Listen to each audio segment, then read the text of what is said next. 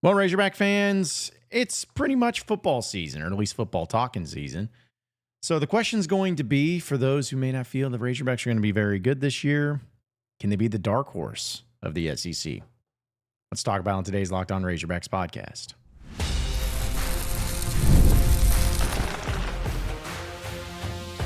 You are Locked On Razorbacks, your daily podcast on the Arkansas Razorbacks.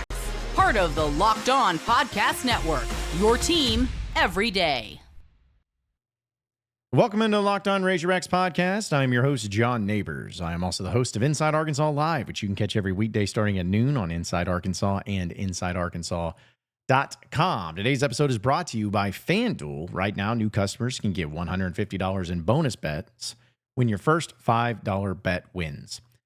Hope everybody's having a wonderful Tuesday, as we'll have some things to talk about. Another cool honor happening for a former Razorback coach, as well as me giving a thank you and some other stuff that I'm going to be doing this summer. A little kind of a, not a State of the Union. We'll do that later, but still some things that I want to get into and some notes I want to bring up. But, it's amazing that football season is going to be the next big thing for the Razorbacks. And so many of you sarcastically, not everybody, but sarcastically may have said when the baseball season ended, oh, geez, now we get to talk about football. Great. Very sarcastically, very nonchalantly. It's not something that really gets you geared up and excited. But here's the thing. I'm still going to get excited about it. College football is my favorite sport. It always has been. I love Razorback football. Even in the years that they didn't do well, I still was interested. I still felt like there was always a chance that they could win or a chance that they could be good. And I'll probably start to feel that same way here soon too. I'm not changing. I'm still going to watch the game, still going to go to the game, still going to tailgate when I can, still going to root like crazy for them to win and hope for the best. Like it's just how it is. But, living in the reality that each and every one of us do actually live in, there are a lot of elements to this upcoming season and how everyone's going to perceive it. For instance, SEC Football Media Days is happening here in just a few weeks. I'll be there for it. And when you go to SEC Football Media Days, there are 16 teams now, and you vote on, as the media, who you think is going to finish where. You do your preseason all-SEC teams, all that stuff. You submit them, and then the rankings come out, and that's how it goes. And this upcoming SEC Media Days, I envision Arkansas being picked pretty close to last. I don't think they will be picked to finish last. I think Mississippi State may be there. Kentucky may be there. But honestly, best case scenario for Arkansas on their preseason pick would be 14th. If they get any higher than 14th, I'll be surprised. It's not me trying to be a downer. It's just looking at the reality, again, that we live in. But the media gets it wrong all the time. I'm sure a lot of you will be quick to point that out. You'll point out the fact that, hey, media's picked this team to win it all, and they haven't. And you'll bring up percentages and accuracies and everything. And I get it. I mean, it's the media. What do we know? We have predictions, sure. Sometimes a dead clock is right twice a day, and we're right. But at the end of the day, it doesn't really matter because what happens on the field is what matters. But you, I, all of us feel that this is going to be a fascinating year for Razorback football. For maybe some of the wrong reasons, but still fascinating nonetheless. They're a team that's going to be picked really low. Nobody is really going to even give them the time of day.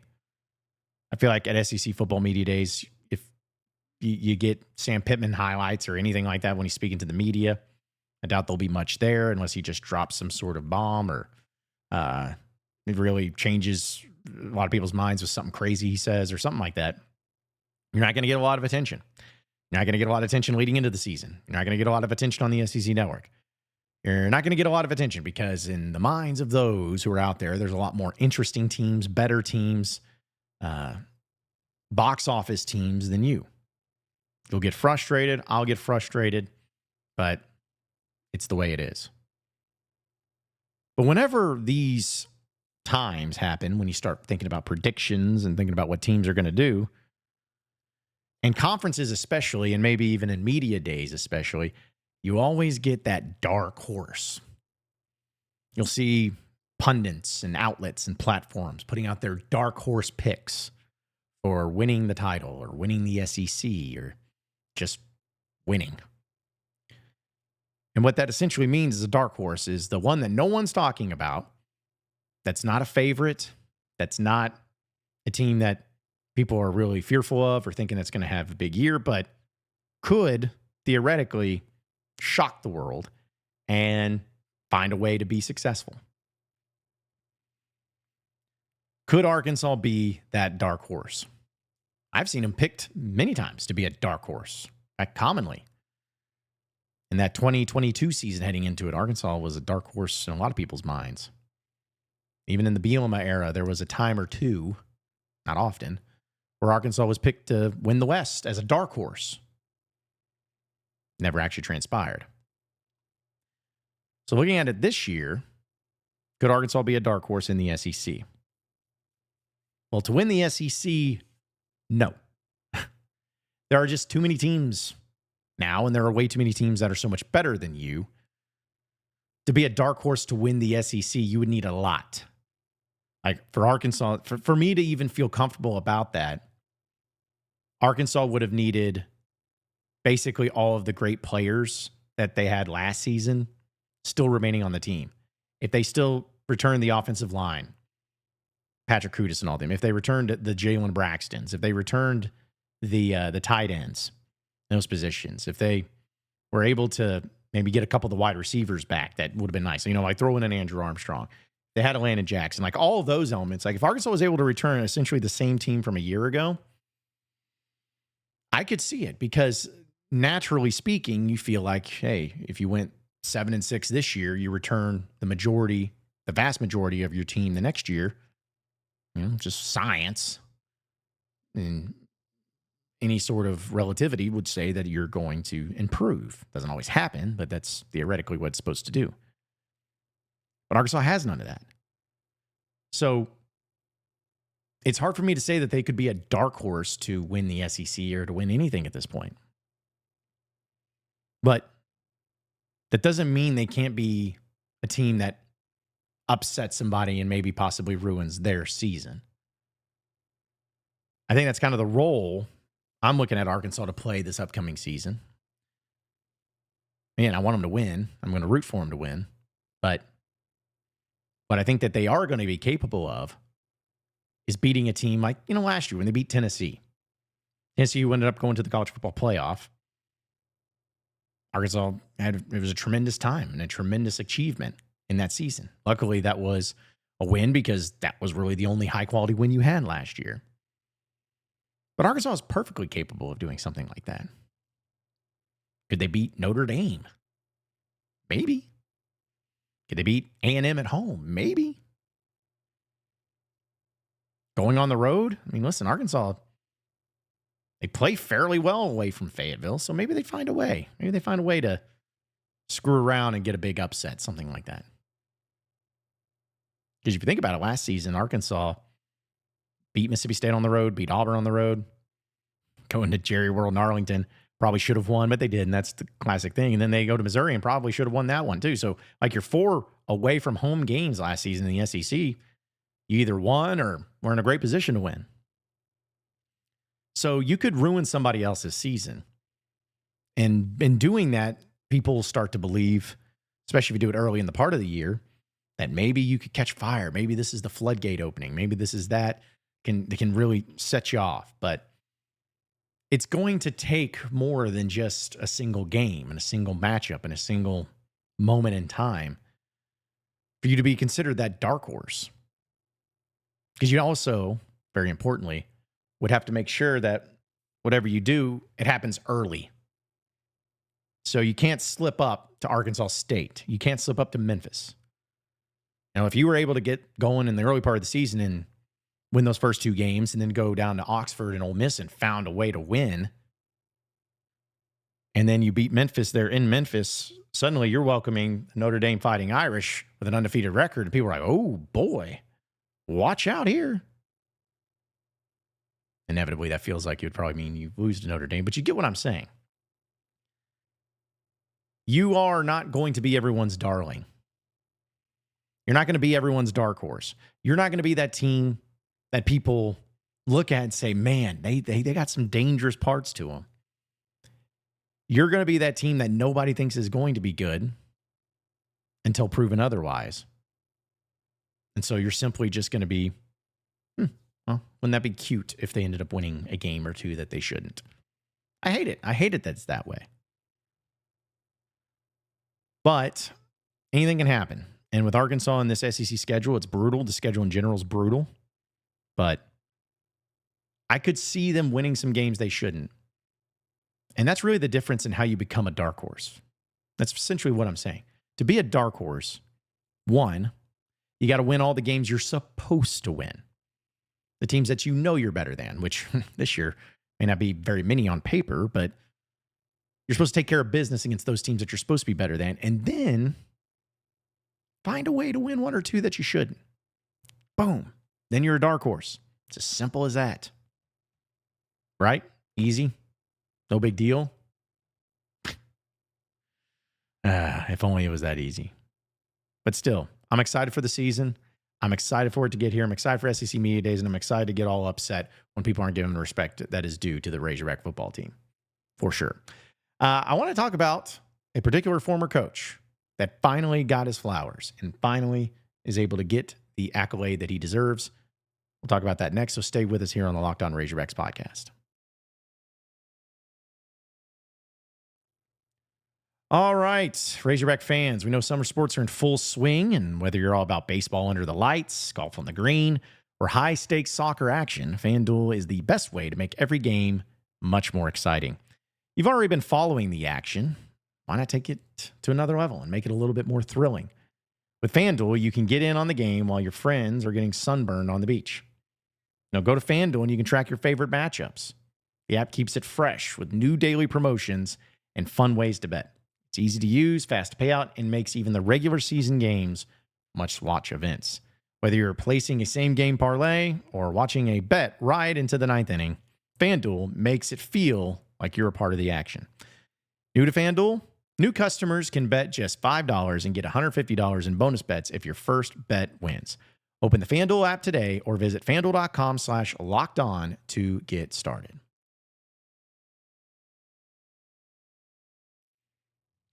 All right, so moving on into the next segment of the Locked On Razorbacks podcast. I know that baseball is over. We talked about Vivo Loy winning the Golden Spikes and everything. But there was a particular individual that got another really cool accommodation and an accolade, and that is former Razorback baseball coach Norm DeBriyn. Norm DeBriyn, it was announced yesterday that he is going to be inducted into the College Baseball Hall of Fame as part of the 2025 class. He had a coaching career that spanned 4 decades, and according to the university in their press release, DeBriyn transformed Arkansas into a national powerhouse after taking over as head coach in 1970 at the age of 28. And so when I saw that, I was like, geez, could you imagine? I know baseball and college baseball has been different, but imagine taking over a major program now at the age of 28. Imagine what you were doing at the age of 28. Or some of you listening, you may not even be 28 yet, but him walking into that and taking care of business and doing some big-time things was awesome, especially because he's still the winningest coach in school history. He has a record of 1,161 and 650 and 6. So he got roughly a 64% winning percentage, 2 Southwest Conference titles, 1 SEC Conference title, 1 SEC Western Division title, 15 NCAA tournament appearances, and 4 College World Series appearances. The record best finish was finishing as runner-up in the College World Series in 1979. And he also had 19 All-American selections, 6 freshman All-Americans, 58 All-Conference selections, 48 All-Conference tournament selections. He was named the Southwest Conference Coach of the Year in 78, 82, 83, 87, 89, and 90, as well as the SEC Coach of the Year in 1999. Needless to say, he's got a lot of accolades and praise. And I know Dave Van Horn is as good as it gets when it comes to what college baseball is about and the successes that come along with it. But I always love to see this. I didn't follow college baseball, Razorback baseball, especially much when Norm DeBriyn was here. I'm just going to be honest. Some of you listening may not even were born when he was coaching. But I am always appreciative of those who came before. Sometimes we forget about them. Sometimes we forget about the greatness that they had in them and what they were able to accomplish at such a young age or in a time where things were so different. It's good to remember. And Norm DeBriyn, what he was able to establish at Arkansas, nothing short of incredible. Like, because of Norm, you got Dave and what Dave's done. And it's also pretty wild if you think about it. Arkansas, in 55 years of college baseball, 55 years of having a college baseball program, have had 2 coaches. It's pretty crazy.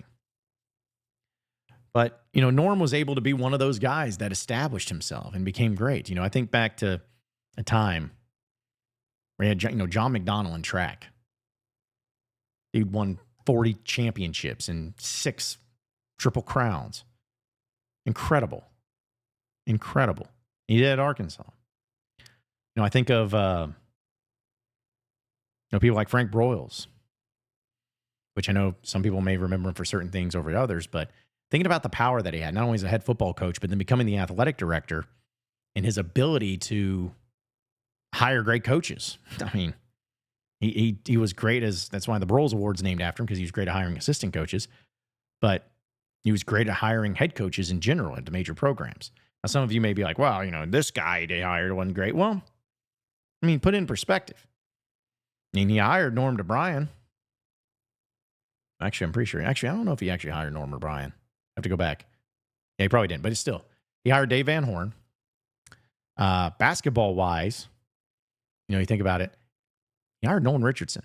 I know the firing of Nolan Richardson happened, but the hiring of it was very controversial at the time, forward-thinking, and upset people, but I think it paid out. I think it paid off. So he did a great job with that. He hired Lou Holtz. He hired Ken Hatfield, Houston Nutt, all of these guys. Like I say all that because I love the fact that where Arkansas is at, we get frustrated by it. And sometimes I think we're forgetful of what Arkansas was. Not to say live in the past, but to understand where you came from. Because I think that's always an important thing. Maybe even Jim Valvano said it in his speech. He said, it's always about knowing where you were, knowing where you are, knowing where you're going. And I think it's always important to remember, like, hey, because of like Dave and the baseball program, the college baseball program, the Razorback baseball program, what you enjoy, what's great about it, how awesome it is. It started there with Norm. And to see him get into the Hall of Fame, deservingly so, is awesome. And then not only that, but after baseball, he's involved with the program. He's involved with the Razorback Foundation. Like, he's been involved with everything. These are people that need to be revered, appreciated, and lifted up and praised all the time. So I'm happy for him.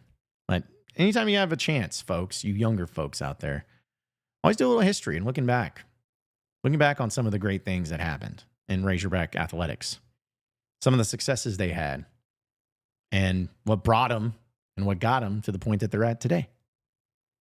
In some particular cases, maybe remember just how good you were, knowing how good you can be once again. Just saying. A few things real quick, and a big thank you also coming up on the final segment of the Locked On Razorbacks podcast, so stay with us.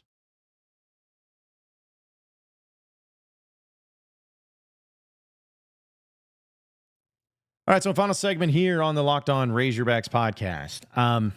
I'll save the little, emotional stuff for the end here, but just to kind of give everybody an update on, what's going to be going on. I appreciate all of you tapping in every day. I know it's difficult when around this time of year in the summertime, they call it the dog days of summer. There's just not as much to talk about. School's not in session. You don't have as many things going on unless it's some sort of scandal ends up happening. But essentially, we got 3 or so weeks until SEC football media days, and there'll be plenty there. And then after that, you got a couple weeks, and then fall camp hits, and then you go from there. So there's just going to be some kind of up and down stuff around here. But one thing that I've really prided myself in with this podcast and with the content that I provide is my ability to pull stuff out of my rear end. Maybe there's a better way to put it, but to have some fun, really, in the summertime, and looking at historical things of the best things here and why things are this. Maybe going back to Top Tuesdays and the what if questions and all of that. So I'm saying all that because I can't wait to dive into that because I feel like that's when I can be really creative and really fun and having some fun discussions and some heated debates and everything. But I also want to tell everybody, because I know some people are going, why are you talking about this? This is dumb. I don't care, blah, blah, blah. Hey, listen, I try to put it all out there and try some things and see if it works. So, but if there's anything specific you guys are going to want me to talk about, I'll always try to talk about it. I try to have a good pulse on the fan base.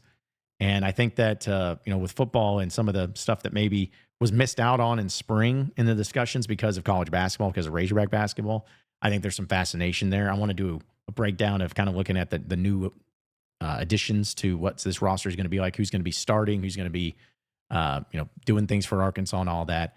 So, trying to get back into a lot of the football side of things too, unless something crazy happens with basketball and baseball, which is possible. But I really want to focus in on that and have some fun with it too. I don't want to be Debbie Downer. I don't want to be too harsh on them. I feel like I am that way sometimes, and I'm really trying not to be. I don't want to be. Now, some people think I just want to be negative because they're like, get your clicks. I don't want to be that. I would rather talk about great things and fun things. So I'm going to work on that and put it together and discuss a lot of the things in the upcoming football season. So there's that. But also, I just wanted to say thank you to many of you. I won't get in too much into detail, but I posted something on my social media over the weekend about where I was a year ago and to where I am now, and how there was a very dark time in my life a year ago. I lost my company, I lost my brand, I lost so much, lost all my money, and I was in a bad spot. Had some things that were out of my control that happened, and was getting just ripped and ridiculed on social media, and a lot of people accusing me of things that weren't true, and it was just a really bad time. But I endured, and I got through it somehow.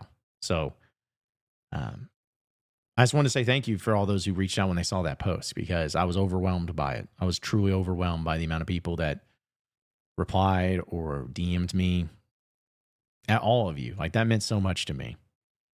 And that's one of the things that I think will always something that I remind myself every day. But anybody in this business, if there's ever advice that I can always give to people if they want it. But it's like, the people that are going to be saying mean things and hating on you and all of that, like, that's always going to exist. And the bigger and the more popular you become, the more content that is consumed, and it's just going to get worse. But, if you think about you having 10,000 listeners and viewers on one podcast, and of those 10,000, you got 10 really mean comments. You think about all the rest of those people that didn't say anything. It's like, not saying that everybody liked you or agreed, but those are the people that you do it for. And those are the people that care. And those are the people that you want to do right by. So to see as many people who reached out and just were very nice and encouraging was so cool. And I thank you all for that, because I needed it. I always need it. Not because I'm constantly like insecure, but it's a good reminder for me when it's a grind to do this and to, do Inside Arkansas and to have all this and to talk about the team and the Razorbacks. I've always said that it's a dangerous game to play, to have a podcast and a company that makes your livelihood based on the successes and failures of the Razorback athletic program, which it's true. But I've had fun. I've had fun doing this for as long as I've been doing it, and I want to continue to do it, and I want to continue to have fun. And I just, again, appreciate all of you who listen, who download, who subscribe, and everything. I just try to do the best I can. I try to be me. I don't want to be anybody else. I just try to be me. So thank you so much, all of you. That made me feel so much better after a College World Series loss that Arkansas suffered. But still, plenty more to come, plenty more to talk about. We'll probably get into What If Wednesday tomorrow, to be honest. we'll definitely have some fun with that. But appreciate each and every one of you listening in and watching into the Locked On Razorbacks podcast. Be sure to like and subscribe to the podcast on iTunes or on Google Play. You can also get after me on Twitter at John Nabors Show for any questions, comments, concerns that you may have. Keep it going from there. Same podcast time, same podcast channel tomorrow afternoon. Have a great day, everybody. We'll see you then.